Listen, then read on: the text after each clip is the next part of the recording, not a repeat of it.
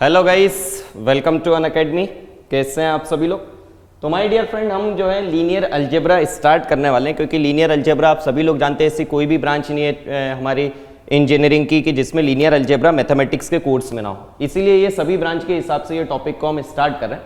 But topic को start करने से पहले मैं अपने आप से आपको इंट्रोड्यूस कर देता हूँ, ताकि आप सभी लोगों को पढ़ने में भी मजा आए और आप सभी लोगों को ये भी पता रहे कि हम सही जगह पर पढ़ रहे हैं। तो माय डियर फ्रेंड, मैं हूं पल्लव गौड़, जो आपके साथ डील करते हैं इंजीनियरिंग मैथमेटिक्स एंड एप्टीट्यूड के साथ। और मुझे हो चुका है 2+ year of teaching experience and I am a 4 times GATE rankers, जिसके हिसाब से आप सभी चीज़ें देखिएगा कि आप YouTube पर देख सकते हैं कि मोस्ट वॉच्ड मैथमेटिक्स के अगर लेक्चर्स हैं तो आपको हमारे सेशन से जरूर मिलेंगे उस लिस्ट में। एंड मैं आपको इतनी गारंटी जरूर देता हूं कि अगर आप सारी चीज़ें सही से पढ़ेंगे, सारी चीज़ें उस फील्ड के साथ पढ़ेंगे जिस फील्ड के साथ मैं पढ़ाना चाहता हूं, तो आपको सारी चीज़ें समझ आएगी।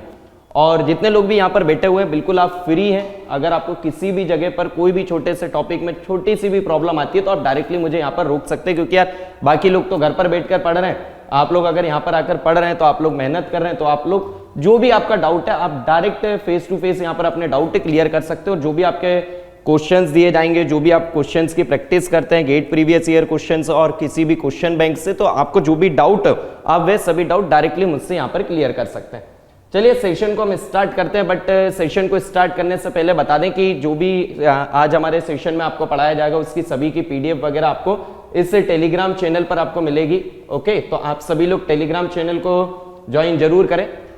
एंड आप सभी स्टूडेंट को बता दें कि जो भी स्टूडेंट अनअकैडमी प्लस और आइकॉनिक से जुड़ना चाहते हैं, उन्हें डाउट अगर है कि सर क्या डिफरेंस है अनअकैडमी प्लस एंड क्या डिफरेंस है आइकॉनिक में, तो बता दें आपको कि अनअकैडमी प्लस पर आपको मिलती है live classes, weekly test, structured courses, unlimited access, rank improvement batch and crash course की फैसिलिटी। एंड आइकॉनिक में आपको जो प्लस के एडवांटेज है वे सभी एडवांटेज मिलते हैं। एडिशनल आपको क्या मिलता है? एडिशनल आपको मिलते हैं personal coach, study planner, study booster session, personalised test analysis, preparatory study material and dedicated doubt clearing instructor, जिनसे कि आप आपके जो भी डाउट है आप वे सभी डाउट क्लियर कर सके। क्योंकि कोई भी ऐसा स्टूडेंट नहीं होगा जो GATE exam and ESC exam की प्रिपरेशन करे और ये कहे कि सर मुझे तो कोई डाउट नहीं आएंगे। तो माय डियर, ऐसा पॉसिबल नहीं है, आपको डाउट जरूर आएंगे, क्योंकि एग्जाम ही आपका नेशनल लेवल का एग्जाम है, आपके कॉलेज लेवल का एग्जाम तो है नहीं कि आपको कोई भी डाउट ना आए। एंड जो भी स्टूडेंट जुड़ना चाहते हैं उन्हें प्रोसीजर बता देते हैं कि आपको क्या करना है। अनअकैडमी लर्निंग ऐप डाउनलोड करना है, देन अपना गोल चूज करना है as a GATE and ESCE। Then जिस हिसाब से आपको एडवांटेज बताया आप चूज कीजिए आइदर प्लस और Iconic. Then choose your monthly plan, either 3 month, 6 month, 12 month, 18 month, 24 month, जितना आपको लगता है उस हिसाब से आप ज्वाइन कीजिए। Then use code as a Pallav life for personal guidance. And आप सभी स्टूडेंट को जो लाइव मॉनिटरिंग प्रोडक्ट है उसके बारे में बता चुका हूं कि आपके जो भी डाउट है आप डायरेक्टली ये डाउट पूछ सकते हैं किसमें? आइकॉनिक सब्सक्रिप्शंस में। एंड जो स्टूडेंट जुड़ना चाहते हैं but due to financial condition और एनी अदर रीजन अगर आप अभी जुड़ नहीं पा रहे हैं, तो तब तक आप स्पेशल क्लासेस का एडवांटेज ले, जो बिल्कुल आपके लिए फ्री है, जिसमें आप सभी लोगों को interactive live classes, polling facility, raise hand facility, lectures notes in PDF form and जो भी सेशंस है वो आप सभी स्टूडेंट्स को रिकॉर्डेड फॉर्म में प्रोवाइड किए जाएंगे। एंड जो न्यू बैचेज हैं जो 24 नवंबर से स्टार्ट हुए, अनअकैडमी पर आपके लिए न्यू बैचेज आते रहते हैं, तो आपके लिए बता दें कि 24 नवंबर से CSIT ब्रांच के स्टूडेंट्स के लिए work batch for GATE 2023, mechanical branch के स्टूडेंट्स के लिए R1 batch for GATE and ESC 2023, civil branch के स्टूडेंट्स के लिए R1 batch for GATE and ESC 2023, chemical branch के स्टूडेंट्स के लिए rank improvement batch for GATE 2022 and electrical branch के स्टूडेंट्स के लिए module batch for GATE and ESC 2022 and ECE branch के स्टूडेंट्स के लिए module batch for GATE and ESC 2022 start हुए 24 नवंबर से। चलिए स्टार्ट करते हैं लीनियर अलजेब्रा। बट उससे पहले आप सभी स्टूडेंट को 2 चीजें मैं आपसे डिस्कस करना चाहूंगा कि पहली चीज ये कि बहुत सारे स्टूडेंट ऐसे हैं जो गेट 2022 की प्रिपरेशन कर रहे हैं और बहुत सारे स्टूडेंट ऐसे होंगे जो गेट 2023 की प्रिपरेशन कर रहे हैं। आप लोग किस ईयर की प्रिपरेशन कर रहे हैं? 2023। ओके। तो आप सभी स्टूडेंट्स को बता दें कि यहाँ पर मैं आप सभी को सारी चीजें यहाँ पर क्लियर करते हो, बिल्कुल बेसिक से A to Z लेवल की सारी चीजें आपको पढ़ाऊंगा, बट थोड़ा सा मैं स्पीड उसमें पढ़ेंगे। वो थोड़ा सा स्पीड इसलिए रखेंगे क्योंकि आप लोग भी समझते हैं कि गेट 2022 नजदीक आ चुका है, फरवरी में आपका गेट का एग्जाम होना, तो उन सभी स्टूडेंट को भी रिवाइज करना होगा, तो इसलिए हम थोड़े से फास्ट वे में यहाँ पर थोड़ी सी चीजों को डील करेंगे। तो चलिए सबसे पहले तो स्टार्ट करते हैं लीनियर अलजेब्रा। तो कोई भी स्टूडेंट किसी भी चीज को पढ़ने से पहले तो यही सोचता है कि सर इसका वेटेज कितना, और ये बिल्कुल सही है आपका सोचना कि क्योंकि अगर हम इतने फ्री या इतने पहले तो है नहीं कि कुछ नहीं यार बैठे बैठे क्या करें, करना है कुछ काम पढ़ लेते हैं, इतना तो हम फ्री तो है नहीं, हमको वही चीज पढ़ते जो चीज हमारे लिए इंपॉर्टेंट है। तो आपको बता दें कि कोई भी ब्रांच हो आपकी, चाहे आपकी इलेक्ट्रिकल हो, चाहे आपकी सिविल हो, चाहे आपकी मैकेनिकल हो, कोई भी ब्रांच हो, लीनियर अलजेब्रा आपको सभी ब्रांच में ये टॉपिक दिखने वाला है। और इसका जो वेटेज है आपके लिए कितने मार्क्स का है, 2 to 3 मार्क्स का इसका वेटेज ही रहने वाला है। इसमें अगर हम टॉपिक्स की बात करें तो आपके टॉपिक्स हम पढ़ेंगे सबसे पहले types of the matrix, determinant rank, solution of linear equation, eigen values, eigen vector. इसका टेंशन ना लें कि सर ये क्या है, ये तो सिर्फ टॉपिक्स हैं, क्या मेन टॉपिक्स पर डील करेंगे। तो अब सबसे पहले इसमें बात आती है कि सर लीनियर अलजेब्रा का मतलब क्या है। कोई बता सकता है मुझे कि लीनियर अलजेब्रा का मतलब क्या है, क्या चीजें करते हैं इसमें? एनीवन? नहीं, चलिए कोई बात नहीं। आइए यार एक बात बताओ, कोई भी चीज है, जैसे आपके घर पे भंडारा हुआ, लेट अस सपोज आपने भंडारा करा अपने यहाँ पे कि हम जो है खाने पर बहुत सारे लोगों को बुलाया आप लोगों ने, तो आप क्या करते? आप डेटा को स्टोर करते हैं, या फिर अभी शादी का माहौल चल रहा है तो शादी के माहौल में क्या करते हैं, व्यवहार वगैरह रहता है ना कि कोई किसी रिलेटिव ने कुछ गिफ्ट दिया, वो सब चीजें लिखते हैं, तो उससे क्या करते हैं आप, जो भी डेटा आपको दिया गया आप उस डेटा को स्टोर करते हैं। तो आपको जो डेटा गिवन है उस डेटा को स्टोर करने की टेक्निक को ही हम क्या करते हैं, उससे हम कहते हैं मैट्रिक्स। सर जी आप तो लीनियर अलजेब्रा कह रहे थे और अब आप मैट्रिक्स पर जा रहे हैं, ऐसा क्यों? क्योंकि लीनियर अलजेब्रा की बात करें तो आपके लाइन के फॉर्म में सारी चीजें रहेंगी और उन पर हम लगाएंगे अलजेब्रा। अलजेब्रा मतलब एडिशन कैसे होगा, सब्ट्रैक्शन कैसे होगा, उसका यूज कैसे होगा, वो सारी चीजें हम उसमें डील करने वाले हैं। तो उसके अलजेब्रा पर पढ़ने से पहले तो अभी आप ये तो जाने कि इसमें पढ़ते क्या है और इसको हम पढ़ते क्यों है। क्योंकि अगर किसी भी चीज को देखिए, एक चीज आपको पढ़ने का सबसे सही चीज मैं आपको बताऊंगा। सबसे पहली चीज, चाहे आप किसी भी ब्रांच के स्टूडेंट हो, किसी भी ब्रांच के स्टूडेंट हो, आपको एक चीज हमेशा याद रखनी है, वो क्या है कि आपका सबसे पहला क्वेश्चन होना चाहिए व्हाई। सबसे पहला क्वेश्चन होना चाहिए व्हाई। हाउ जो है कि सर कैसे, जैसे कोई भी क्वेश्चन आता है तो उसका हर क्वेश्चन हर कंसेप्ट से पहले आपको रहना चाहिए व्हाई, क्या हम इसे पढ़ते क्यों, इसका यूज क्या है। देन आपका क्वेश्चन होना चाहिए हाउ, कि हम क्यों पढ़ते हैं, कैसे करेंगे, इससे सब चीजें बाद में रहती है, बट सबसे पहले आपका क्वेश्चन रहना चाहिए व्हाई। तो सबसे पहले अगर हम इसमें डिस्कशन करते हैं तो इसमें हम पढ़ते हैं कि मैट्रिक्स आपका एक्चुअल में है क्या। ओके, और अगर किसी स्टूडेंट को ये लग रहा है कि सर ने पता नहीं कहीं से नोट्स चिपका लेकर आ गए क्या, नहीं, तो आपका डाउट क्लियर कर दे, आप यूट्यूब पर हमारे सेशंस देखिए, आपको ये चीजें भी हमने वहां पर डील की है। ओके, और अभी आप सभी स्टूडेंट्स को सारी चीजें लाइव आपके साथ आपके सामने खड़े होकर आपको सारी चीजें डील कर सकें, A to Z सब चीज आपको करा सके, इसीलिए। और ये जो रिटर्न नोट्स है ये आपको सभी स्टूडेंट को यार लिखने की अभी जरूरत नहीं है, आप टेंशन ना लो, जो आपको टेलीग्राम चैनल बताया गया आप उस टेलीग्राम चैनल के थ्रू सारे नोट्स आपको वहां से मिल जाएंगे। तो आप अभी पढ़ने पर ध्यान दें, लिखने वगैरह का टेंशन ना लें, लिखने को तो आपको बहुत सारी चीजें सभी जगह पर मिल जाएंगी। चलिए स्टार्ट करते हैं। सबसे पहले बात करते हैं कि इसमें हम पढ़ेंगे मैट्रिक्स और डिटर्मिनेंट के बारे में। और सभी लोगों ने, मुझे जहां तक लगता है कि सभी ने मैट्रिक्स और डिटर्मिनेंट के बारे में 11th-12th में थोड़ा बहुत तो पढ़ा होगा, ज्यादा नहीं बट थोड़ा बहुत तो पढ़ा होगा कि मैट्रिक्स में क्या होता है, सब चीजें। बट यहां पर जो है ना आपका मैट्रिक्स और डिटर्मिनेंट को हम बिल्कुल डेप्थ में पढ़ने वाले, बिल्कुल डेप्थ में। नाउ सर ये जो 2 से 3 मार्क्स लिखे हैं उसमें आपने लिखे हैं कि ये 5 इंपॉर्टेंट टॉपिक है हमारे लिए, ये 5 टॉपिक है। इसमें इन 5 में भी सबसे ज्यादा इंपॉर्टेंट क्या है, इन 5 में भी सबसे ज्यादा इंपॉर्टेंट है आपके लिए rank of the matrix, solution of the linear equation, eigen values and eigen vector. Sir ये 2 टॉपिक क्यों? देखिए इन 5 टॉपिक में अगर आपको समझना है तो यार एक बात बताइए, आप 11th-12th में है नहीं, आप है इंजीनियर। अगर आप इन 2 टॉपिक की बात करते हैं, types of the matrix and determinant, ये आपने 11th-12th में कंप्लीट कर चुके हैं और गेट एग्जाम आपके इंजीनियरिंग चेक करना चाहता है और आपका एक्चुअल में आपका एप्लीकेशन पार्ट चेक करना चाहता है कि आपको उसमें एक्चुअल में एप्लीकेशन क्या है, उसका यूज क्या है, वे सारी चीजें आती हैं कि नहीं। और वे सारी चीजें आपको यूज होती है आपके रैंक में, solution of linear equation, eigen values and eigen vector में। बट तो आपको ये लगे कि सर डायरेक्टली ये तीनों ही पढ़ लेते हैं, नो, क्योंकि अगर आपको ये 3 पढ़ना है तो आपको ये 2 पढ़ना ही पड़ेगा, क्योंकि ये आपका बेस है। अगर आपने इन बेस को क्लियर नहीं करा तो आपको ये सब चीजें बिल्कुल भी समझ नहीं आएगी, इसलिए बिल्कुल जीरो से लेकर जाऊंगा मैं आपको एंड तक, ठीक है। चलिए स्टार्ट करते हैं हम हमारे सबसे पहले टॉपिक की तरफ, जिसका नाम है क्या, मैट्रिक्स। चलिए मैट्रिक्स क्या है सर? मैट्रिक्स कुछ भी नहीं सर, कोई भी डेटा हमें दिया गया है उस डेटा को स्टोर करने की एक टेक्निक है, क्योंकि यार देखिए सब अलग अलग तरीके से डेटा को अपने पास लिखते हैं। अगर हम बात करें कि लेटर सपोज आपके यहाँ पर 100 वर्कर्स हैं, तो आप क्या ऐसे नाम नहीं लिखते कि यार कौन नाम लिखेगा, आप नंबरिंग वगैरह उन्हें दे देते हैं, कहते हैं इस लाइन में 10 खड़े हो जाइए, 10 इस लाइन में खड़े हो जाइए, 10 इस लाइन में खड़े हो जाइए, और फिर सबको लिख देते हैं कि यार इसको 100 रुपए दिए, इसको 200, इसको 500, इसको 700। तो आप इस प्रकार से डेटा को स्टोर करते हैं। तो ये अलग अलग तरीके रहते हैं सबके, कि कोई जो है नाम लिखता है, फिर उसके आगे लिखता है कितना अमाउंट हमने इससे दिया। तो ये एक क्या है, technique of storing the data. Now तो अगर हम मैट्रिक्स की बात करें तो मैट्रिक्स में हम क्या करते हैं, मैट्रिक्स में हम एक रेक्टेंगुलर फॉर्म में डेटा को लिखते हैं। नाउ जब आपने इसे रेक्टेंगुलर फॉर्म में लिख दिया तो अब आप क्या कहेंगे, क्या लिख तो हमने मैट्रिक्स के बारे में दिया, अब हम किसी के भी बारे में जानना चाहते हैं तो उसके बारे में सबसे पहले तो ये कि उसका नामकरण करना जरूरी है, ताकि आप चीजों को तो समझ पाए। अब यहां पर आपने जो है 100 वर्कर्स खड़े कर दिया, अब आपसे मैंने ये पूछा कि ये जो है आपने 50 रुपीज किसको दिए हैं, तो आप क्या कहते हैं कि 50 रुपीज वाले वर्कर को चिल्लाएंगे तो नहीं कि यार 50 वाला कौन है भाई आ जाओ, ऐसा तो करेंगे नहीं। आप क्या करते हैं कि जो 50 रुपीज में आप कह देते हैं कि यार जो सेकंड रो है, यहाँ से फर्स्ट सेकंड, ये जो हमारे सेकंड रो है, यहाँ पर थर्ड कॉलम है, उस वर्कर को आप पकड़ते हो, कहते हैं कि हाँ इसको हमने दिया है। सेम वे इसमें आप क्या करते हैं, डेटा को रो और कॉलम के फॉर्म में लिखते हैं। रो मतलब जो आपका हॉरिजॉन्टल, उसमें आप जो नंबर्स को लिखते हैं उससे हम क्या कहते हैं, रो, और जो आप वर्टिकल में लिखते हैं उससे हम क्या कहते हैं, उससे हम कहते हैं कॉलम।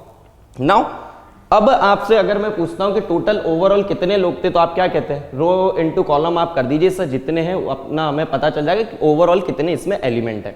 नाउ इसमें भी डाउट आता है स्टूडेंट को कि सर पहले नंबर ऑफ रोज लिखें कि पहले नंबर ऑफ कॉलम लिखें। हमारी मर्जी, हम पहले नंबर ऑफ कॉलम लिखेंगे, कुछ ट्री का माने कि हम पहले नंबर ऑफ रोज लिखेंगे। यार एक स्टैंडर्ड तो आपको सेट करना पड़ेगा। अगर आपने स्टैंडर्ड सेट नहीं करा, यहां से आपने चिट्ठी लिखकर भेजी किसके लिए, कि नंबर ऑफ रोज और नंबर ऑफ कॉलम के लिए, आपने पहले रोज के हिसाब से लिखा और फिर आपने कॉलम लिखे, और जो इसके पास डेटा गया और वो क्या सोच रहा है कि यार पहले शायद कॉलम है और फिर नंबर है, तो इसलिए जो है आपका एक पैटर्न सेट किया गया कि पहले आप क्या लिखेंगे, number of rose multiple of number of column.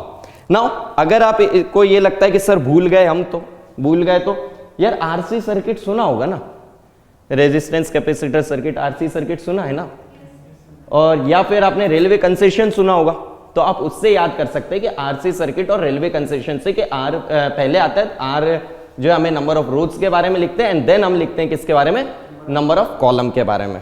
Okay sir, अब जैसे ही आपने ये लिख दिया यहाँ पर कि this is number of rose and this is number of column, तो इस पूरे को हम कहते क्या है, इस पूरे को हम कहते क्या है सर, इसे हम कहते हैं order size dimension of the matrix. Sir order size dimension of the matrix क्यों कहते हैं, इसे हम ऑर्डर साइज और डायमेंशन ऑफ द मैट्रिक्स इसलिए कहते हैं क्योंकि यार आप ही बताइए, अगर ये m की वैल्यू यहां पर है कितनी 2 और n की वैल्यू यहां पर 4, ओके, तो इसका जो आपकी मैट्रिक्स बनी हुई है इसका साइज अलग होगा। बट इस m की वैल्यू मैं कर देता हूं 5 और इसके अगर बात कर दूं तो ये कर दिया मैंने 10, तो मुझे बताइए साइज अलग होगा। तो आपके मैट्रिक्स की एक्चुअल में साइज बता कौन रहा है, एक्चुअल साइज बता रहे हैं आपके m एंड n, इसीलिए हम इससे कहते हैं क्या, डायमेंशन, साइज और order of the matrix. Okay चलिए चलिए चलिए, अब यार अगर मैं आपसे कहता हूं कि आप इस एलिमेंट को बताइए या फिर आप इस एलिमेंट को बताइए, तो पहले आप क्या बताएंगे कि सर पहले तो आप किसी भी एलिमेंट का नामकरण करते हैं, पहले तो हम मैट्रिक्स का नामकरण करते हैं, फिर हम किसी एलिमेंट पर जाते हैं। तो अगर आपने कहा कि सर ये है हमारी मैट्रिक्स, कोई भी मैट्रिक्स हमारी क्या है सर जी m है, अब उस मैट्रिक्स m के बाद आप क्या बताओगे कि उसका साइज वगैरह कितना है, तो आपने साइज कितना बता दिया m into n। Okay sir जी, ये जो आपने मैट्रिक्स के साइज बताइए उसके अगर आप हर एलिमेंट की बात करें तो वो एलिमेंट कैसे लिखेंगे आप, ए I J m into n। Sir ji A I J means, A I जे का मतलब है जैसे आपने इससे पढ़ेंगे तो इससे आप क्या कहेंगे, second row second column element. In a same way इससे आप क्या पढ़ेंगे, second row first column element. देखिए फर्स्ट रो सेकंड रो, ये आपकी होगी सेकंड रो, और कॉलम की अगर आप बात करें तो ये हो गई आपकी फर्स्ट कॉलम, तो आपने इससे क्या कहा, second row first column element. Okay, तो सभी लोगों को ये सारी चीजें क्लियर हुई या नहीं, जल्दी से बताइए। ओके चलिए, ग्रेट ग्रेट। यार देखिए कोई भी अगर डाउट आता है तो किसी भी प्रकार से हेजिटेट होने की जरूरत नहीं है, जो भी आपको डाउट रहे यहां पर पूछिए, ठीक है। चलिए अब चलते हैं कि चलिए सर नामकरण तो कर दिया कि मैट्रिक्स है क्या, मैट्रिक्स के में साइज क्या होता है, ऑर्डर क्या होता है, डायमेंशन क्या होता है, रोज क्या होते हैं, कॉलम क्या होते हैं। अब यार एक बात बताओ, आपने अगर कोई जैसे कोई भी बैठे हुए हैं किसी से भी पूछे, अगर किसी घूमते फिरते व्यक्ति से आप पूछोगे तो आप कहोगे क्या यार ये कुछ नहीं करा है, एक बॉक्स लिया है और उस बॉक्स में नंबर लिख दिए और कुछ नहीं, ये क्या है, उसको नाम नहीं पता। उसने कहा हाँ सर कुछ नहीं, कुछ नंबर लिखे हुए हैं और उस नंबर को आपने क्या करा है कि सर एक बॉक्स में लिख दिया और कुछ नहीं किया। सही बात है, आपने बिल्कुल सही किया। और अगर आपने ये कहा कि सर एक बॉक्स है, उस बॉक्स के अंदर नंबर लिखे हुए हैं, तो मुझे एक बात बताइए, बॉक्स आपके कितने टाइप के हो सकते हैं? आपके दो टाइप के हो सकते हैं। First one is rectangular box and second one is what, square box. Yes ये अगर नंबर ऑफ रोज और नंबर ऑफ कॉलम अगर मैं आपके बराबर कर देता हूं तो आप क्या करेंगे सर, ये हो जाएगा स्क्वायर। क्यों? क्योंकि आपकी जो साइज जो है, साइज बता कौन रहा है, साइज आपके यही बता रहे हैं कि number of rose and number of column से ही हमें यहां पर साइज बता रहे थे। इसी बेसिस पर आप क्या करते हैं सर, मैट्रिक्स को हम दो पार्ट में डिवाइड करते हैं। First one is rectangular matrix, second one is what, square matrix. Rectangular matrix किसे कहते हैं? जिसमें number of rose and number of column दोनों इक्वल होते हो। एंड स्क्वायर मैट्रिक्स किसे कहते हैं? जिसमें number of rose and number of columns जो है सर जी बराबर होंगे। जैसे इधर आइए,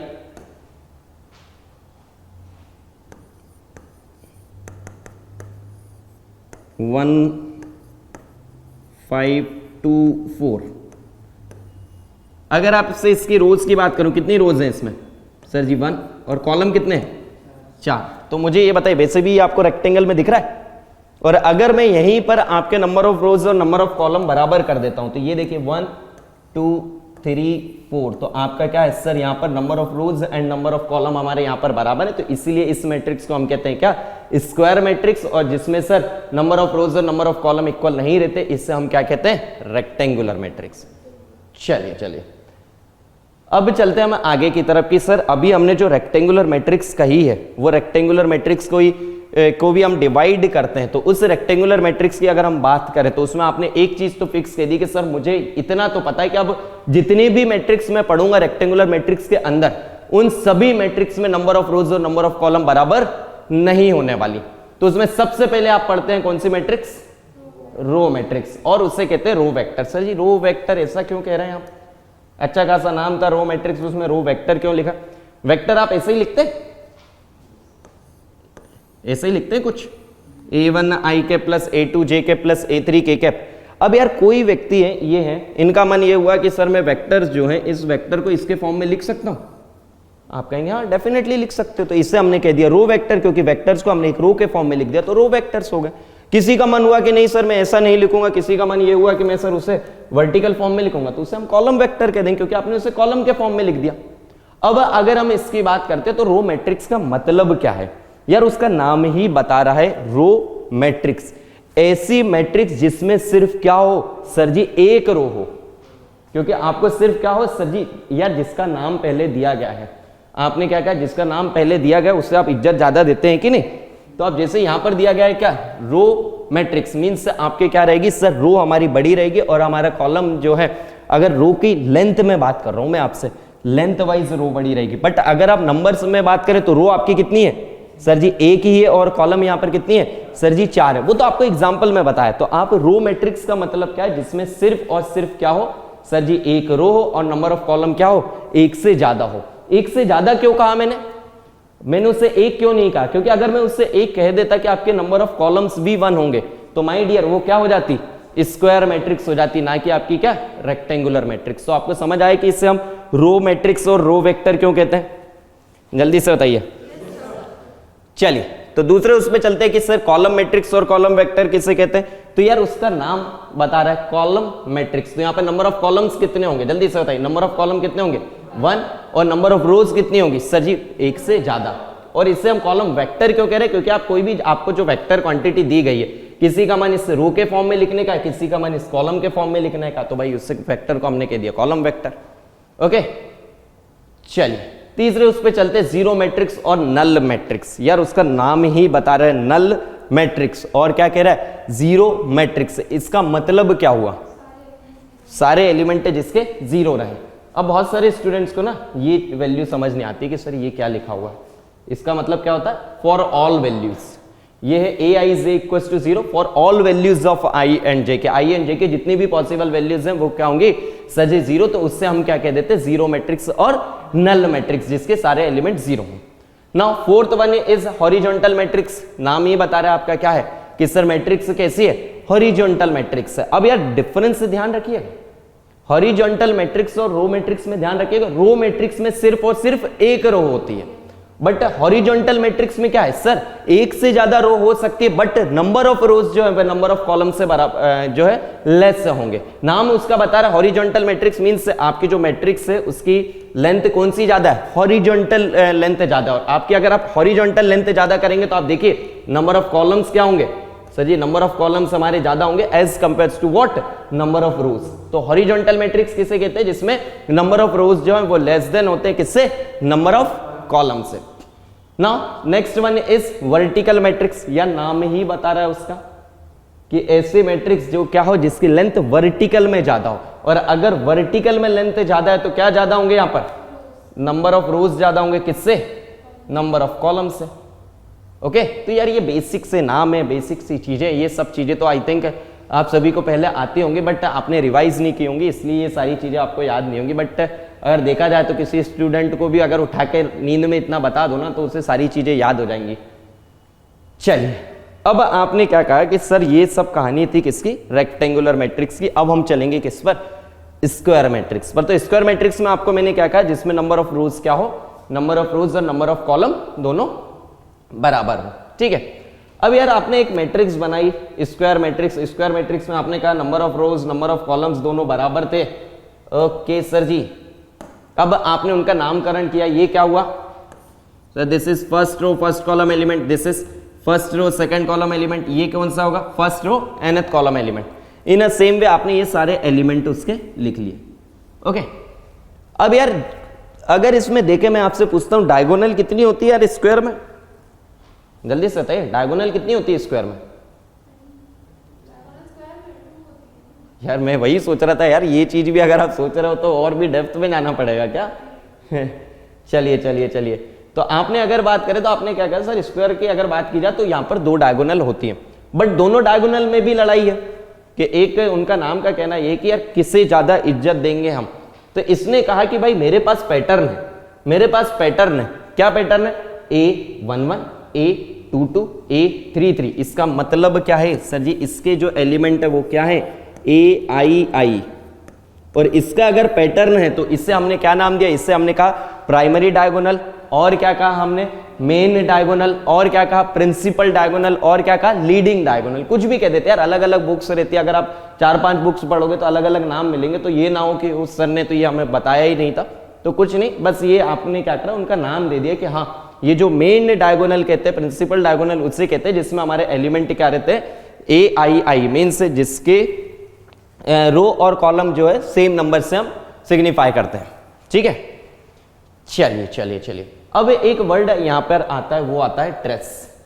ट्रेस क्या होता है, ट्रेस इज नथिंग बट कि आपकी ये जो मेन डायगोनल एलिमेंट है, ये जो आपको मेन डायगोनल एलिमेंट जितने भी दिख रहे हैं, आप सभी के सभी मेन डायगोनल एलिमेंट को क्या कर दीजिए, ऐड कर दीजिए। जो भी आपका सम होगा मेन डायगोनल एलिमेंट का वो क्या कहलाता है sir ji, nothing but the trace. इसीलिए इनको नाम देना पड़ा, वरना हमें क्या जरूरत थी कि यार इनको नाम देने की कि यार main diagonal secondary diagonal primary diagonal, क्यों जरूरत थी, क्यों देना पड़ा, ताकि हमारे किसके लिए, ट्रेस हमें समझ आ सके कि हाँ कौन से एलिमेंट आपको ऐड करना है। अदरवाइज मैं आपसे कह देता कि ऐड कर दीजिए आप डायगोनल एलिमेंट, तो कोई स्टूडेंट ये कहता कि सर मैं तो इससे ऐड करूंगा, तो हाँ बिल्कुल हम उससे गलत नहीं कह सकते क्योंकि डायगोनल तो ये भी है ना, बट उसमें इसीलिए आपने क्या कहा कि सर इसीलिए उसको हमने नाम दिया क्या, मेन डायगोनल। समझे, चलिए तो यार किसी ने ये नहीं पूछा कि सर आपने ये तो बता दिया कि ट्रेस है क्या, ट्रेस के बारे में ये बता दिया, बट एक्चुअल में ट्रेस का यूज क्या है, ट्रेस सारी चीजें है क्या, ये सब चीजें तो आपने बताई नहीं सर। तो ये सब चीजें आपको इसलिए नहीं बताई क्योंकि ये आपको जब मैं आइगन वैल्यूज और आइगन वेक्टर बताऊंगा तब आपको इसका एक्चुअल में एप्लीकेशन पता चलेगा कि एक्चुअल में ट्रेस है क्या, इसका यूज क्या है। बट अभी बस आप इतना ध्यान रखिए कि अगर आप मेन डायगोनल एलिमेंट को ऐड कर देते हो, और ये ट्रेस वाली चीज यार एक बात बताओ, रेक्टेंगुलर मैट्रिक्स में क्यों नहीं पड़ी,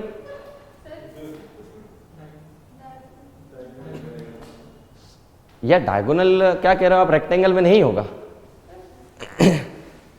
यार रीजन वो नहीं है, रीजन ये है कि अगर आप डायगोनल की बात करते हैं, आप ये कहते हैं कि सर उसके एलिमेंट्स की अगर हम बात करें तो वो जो एलिमेंट है वो हमारे इस नेचर के नहीं रहते, कौन से AII नेचर के नहीं रहते, जो डायगोनल के एलिमेंट रहते हैं। अगर आप इसकी भी बात करें, ये AII नेचर के नहीं थे तो इसे हमने ट्रेस में इंक्लूड नहीं किया, तो इसमें अगर हम बात करें तो ट्रेस में हम AII नेचर के एलिमेंट्स को सभी को ऐड कर देते हैं।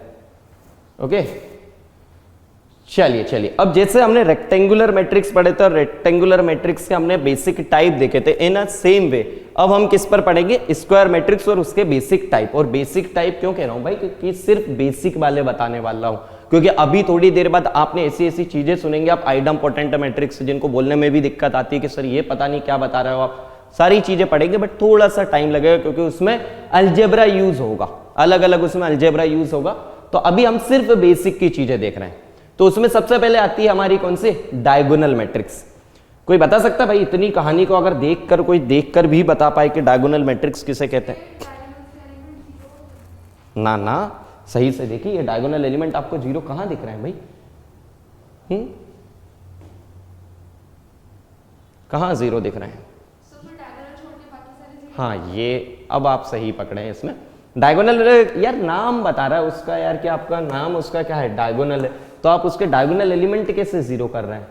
उसका नाम ही मैट्रिक्स का डायगोनल की वजह से आया। तो डायगोनल मैट्रिक्स को समझाने से पहले आपको कुछ यहां पर 3 चीजें बताते हैं। पहली चीज, ये अगर इसका नाम क्या दिया था आपने, मेन डायगोनल, इस मेन डायगोनल के अगर मैं बात करूं तो ये ऊपर है या नीचे है, पहले तो ये बताइए। तो आपने कहा ये ऊपर है सर जी, तो इससे ऊपर है तो हमने कहा upper triangular, yes sir no, upper triangle क्यों, क्या, क्योंकि ये आपका ट्राइंगल ऐसा बन रहा है। देखिए आप कोई भी स्क्वायर शेप लीजिए, उसकी डायगोनल को अगर आप ज्वाइन करते हैं तो उसके ऊपर भी ट्राइंगल बनेगा और उसके नीचे भी ट्राइंगल बनेगा, और जो ऊपर ट्राइंगल बनेगा उससे हम कहते हैं अपर ट्राइंगुलर एलिमेंट, और जो नीचे के एलिमेंट है हमारे जो डायगोनल के नीचे जो ट्राइंगल बन रहा है उससे हम क्या कहते हैं, लोअर ट्राइंगुलर एलिमेंट।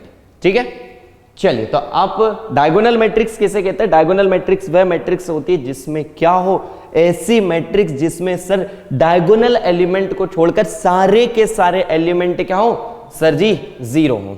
ओके चलिए ओके सर जी। नाउ आपने ये कहा कि सर जी, आपने अभी ये कहा कि डायगोनल एलिमेंट को छोड़कर सारे एलिमेंट जीरो हो, तो हमने ये बात तो मान ली, यस बिल्कुल सही बात मानी आपने। बट ना आप ना किसी भी कंडीशन को ना उसके रूट तक जाकर अगर आप समझेंगे तभी ही आपसे सारी चीजें होंगी। कैसे, आइए, अगर मैं आपसे डायगोनल मैट्रिक्स की बात करता हूं तो डायगोनल मैट्रिक्स में बहुत सारे स्टूडेंट इस एग्जांपल से चीजों को याद कर लेते हैं कि सर जी ऐसी मैट्रिक्स जिसमें डायगोनल एलिमेंट हो उसके अलावा सब जीरो हो, तो ये डेफिनेशन भी आपकी सही है। अगर आप इसकी बात करें तो ये भी सही है। आपकी डेफिनेशन एक्चुअल है क्या, अगर आपने सिर्फ इतना याद करा तो आपका ये जो है गलत होगा। आपको क्या ध्यान रखना है कि सर हमें ये नहीं पता कि डायगोनल मैट्रिक्स के डायगोनल एलिमेंट क्या होंगे, जीरो होंगे नहीं होंगे, बट हमें ये पता है कि डायगोनल मैट्रिक्स में डायगोनल एलिमेंट को छोड़कर जो एलिमेंट है वह सभी एलिमेंट क्या होंगे सर जी, जीरो होंगे। जैसे कि अगर मैं आपसे इस मैट्रिक्स की बात करूं, इसमें मैंने क्या करा है, आपने क्या करा कि सर ये है हमारी मेन डायगोनल एलिमेंट, इसको छोड़िए, उसके अलावा चेक करिए, नीचे भी जीरो ऊपर भी जीरो, सारे एलिमेंट जीरो सिर्फ मेन डायगोनल को छोड़कर। हमने ये नहीं कहा कि मेन डायगोनल एलिमेंट जीरो होना चाहिए नहीं होना चाहिए, मैंने ये कहा है आपसे कि आपके मेन डायगोनल एलिमेंट के अलावा जितने एलिमेंट है वो जीरो होना चाहिए, उन पर कंडीशन है। मैंने मेन डायगोनल पर कोई भी कंडीशन नहीं कही आपसे।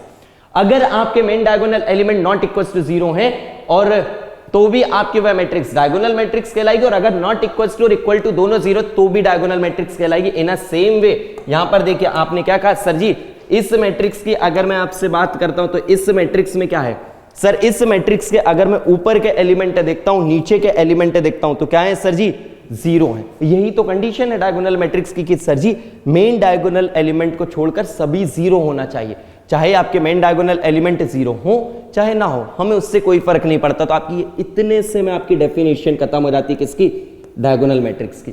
तो आप ये ना याद करें, आप ऐसा याद ना करें कि डायगोनल एलिमेंट को छोड़कर सभी एलिमेंट जीरो होते हैं ना, आपको डायगोनल एलिमेंट पर कोई भी कंडीशन नहीं रखनी है, चाहे वो जीरो हो चाहे वो जीरो ना हो। हमें ये पता है कि other then the diagonal elements all elements are zero. ठीक है चलिए। और ये देखिए जैसे मैंने ये क्या लिखा है, अ मैट्रिक्स ए जिसका नाम आपने दिया ए I J N into an क्यों, क्योंकि स्क्वायर मैट्रिक्स की हम बात कर रहे हैं, जिसमें कि आपके क्या हो सर, जितने भी एलिमेंट हो वो सभी जीरो, कौन से, I not equal to J. I not equal to J इसका मतलब क्या है सर जी, नॉन डायगोनल एलिमेंट, और जो आपके मेन डायगोनल है उसको छोड़कर जितने भी एलिमेंट है सभी आपके जीरो होना चाहिए। ओके सर जी, नेक्स्ट अब हम बात कर रहे हैं किसकी, अपर ट्राइंगुलर मैट्रिक्स, एंड उसके बाद हम चलेंगे किस पर, लोअर ट्राइंगुलर मैट्रिक्स पर। तो यार ये एक बढ़िया सी मैट्रिक्स आपने बनाई, ये आपने कहा कि सर जी आई इक्वल टू जे था, तो इससे हमने मेन डायगोनल, चलिए इससे आपने कह दिया क्या मेन डायगोनल। इसके ऊपर की अगर हम बात करें तो इससे आपने कहा अपर ट्राइंगल, ट्राइंगल बन रहा है कि नहीं, देखिए भाई, और आप कोई भी स्क्वायर ले लीजिए आपका ट्राइंगल बनेगा ही। तो आपने क्या कहा, ये हो गया हमारे अपर ट्राइंगल। अपर ट्राइंगल क्यों कह रहे हैं, क्योंकि सर ये मेन डायगोनल से ऊपर है, और मेन डायगोनल से नीचे जो रहेगा उससे हम क्या कहेंगे सर जी, लोअर ट्राइंगुलर।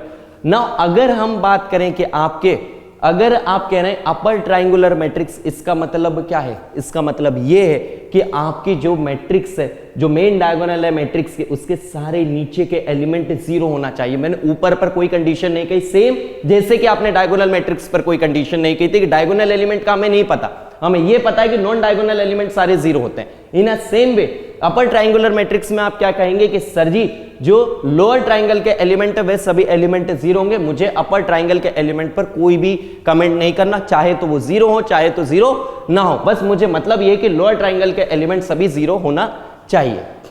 नाउ अगर हम बात करें मेन डायगोनल एलिमेंट को, अगर आप देखें तो क्या था, I is equal to J था ना भाई, यही ये सुन।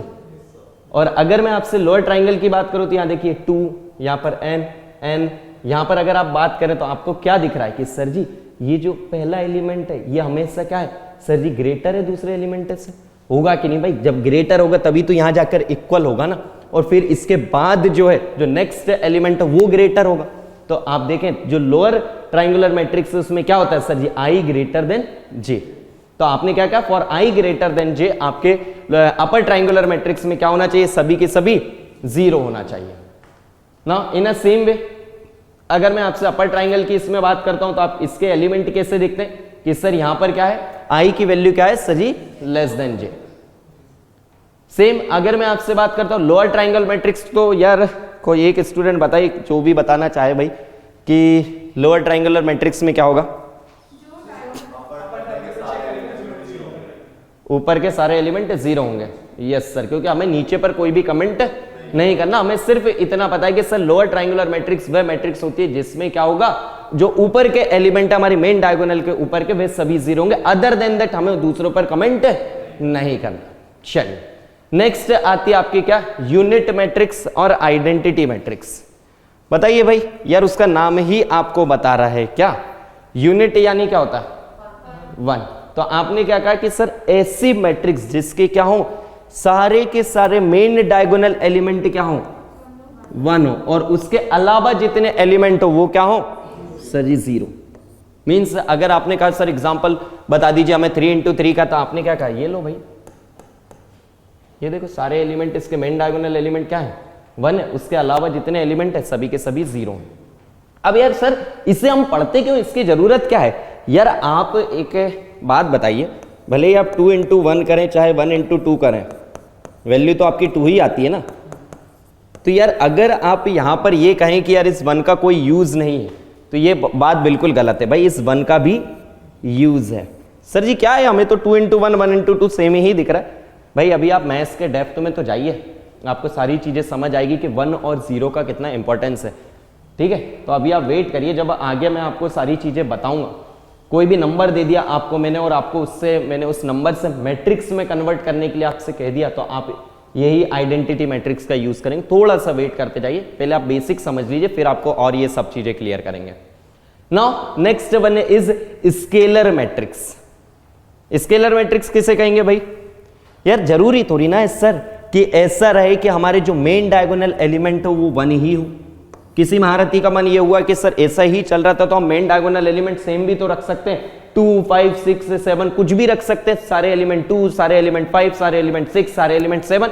तो यस माय डियर, अगर आपकी मैट्रिक्स के मेन डायगोनल एलिमेंट सारे सेम है और उसके अलावा जितने एलिमेंट अगर वह सभी एलिमेंट जीरो है, तो उससे हम क्या कहते हैं, स्केलर मैट्रिक्स। एग्जांपल से बता देते हैं आपको। आइए,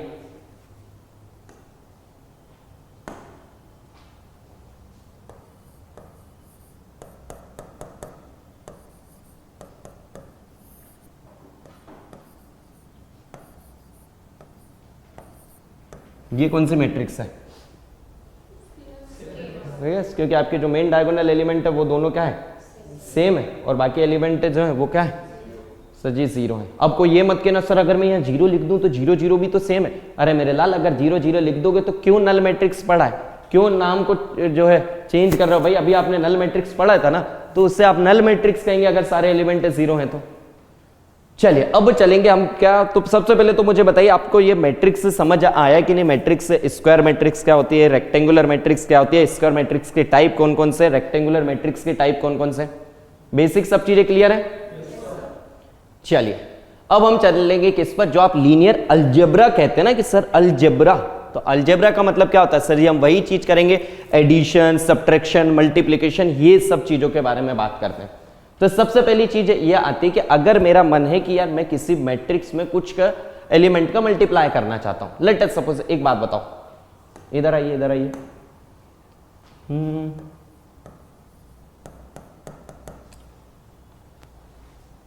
ये मैट्रिक्स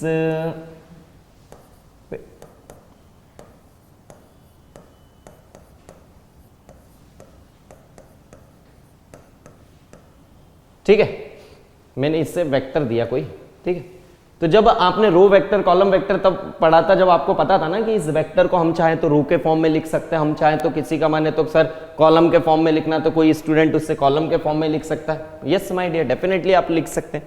नाउ अगर मैं आपसे कहता हूं कि यार इस वेक्टर में 2 का मल्टीप्लाई कर दो, करो तो भाई इसमें 2 का मल्टीप्लाई, तो आप क्या कहेंगे? This is 4i cap 6j cap plus 8k cap. Yes सुन, यही होगा। अब मैंने आपसे ये कहा कि ये जो वेक्टर आपको दिया है, इस वेक्टर को आप लिखकर बताइए किसके फॉर्म में? मैट्रिक्स के फॉर्म में। तो किसी का मन हुआ कि मैं रो में लिखना चाहता हूं, किसी का मन है कॉलम में, तो जिसमें भी मन हो भाई, जो आपका मन करे उसमें लिख लीजिएगा। आपने क्या कहा? सर ये हो गया 2 3 4।